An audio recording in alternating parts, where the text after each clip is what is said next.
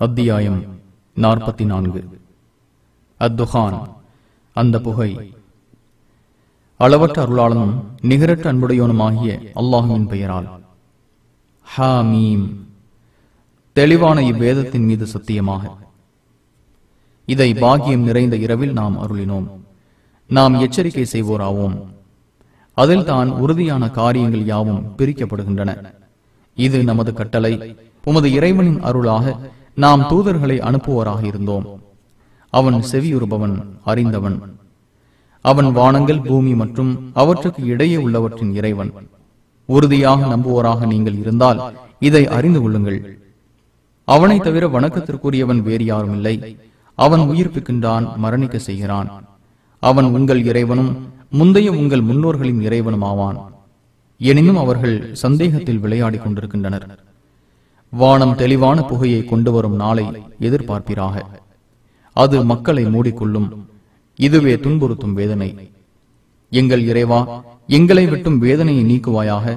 நாங்கள் நம்பிக்கை கொள்பவர்கள் என்று கூறுவார்கள். அறிவுரை அவர்களுக்கு எவ்வாறு பயனளிக்கும்? அவர்களிடம் தெளிவான தூதர் வந்துள்ளார்.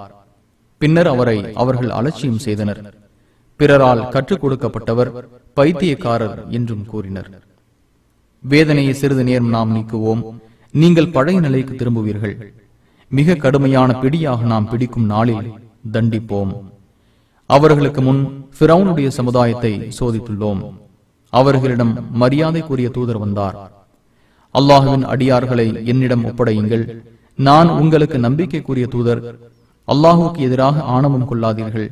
நான் உங்களிடம் தெளிவான சான்றை கொண்டு வருபவன்.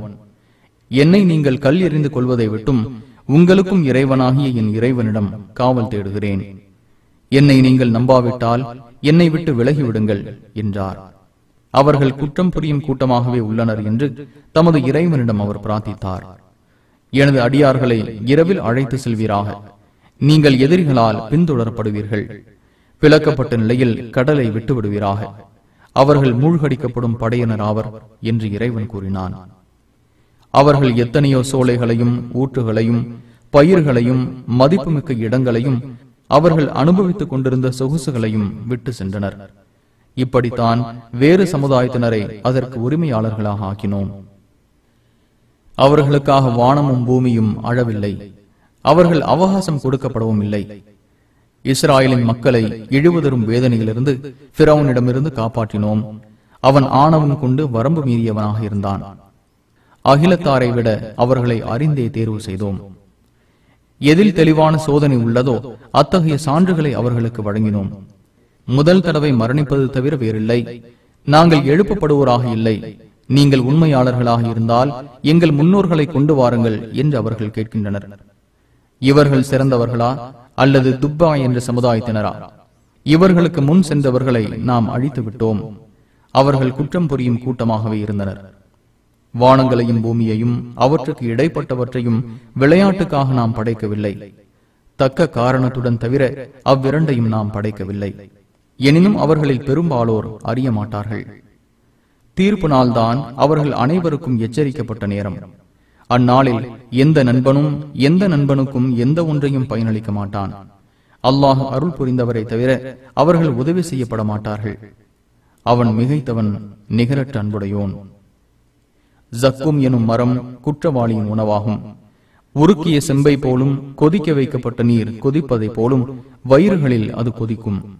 அவனை பிடியுங்கள், அவனை நரகத்தின் மையத்திற்கு கொண்டு வாருங்கள் என வானவர்களிடம் கூறப்படும்.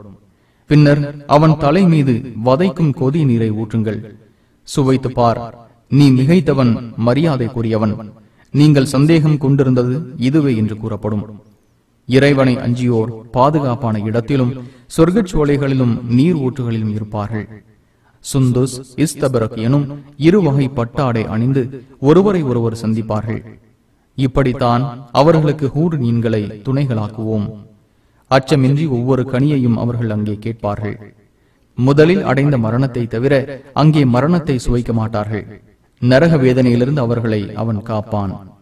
இது உமது இறைவனின் அருட்கொடை. இதுவே மகத்தான வெற்றி. முகமதே, அவர்கள் படிப்பினை பெறவே இதை உமது மொழியில் எளிதாக்கியுள்ளோம். நீர் எதிர்பார்ப்பீராக, அவர்களும் எதிர்பார்ப்பவர்கள்.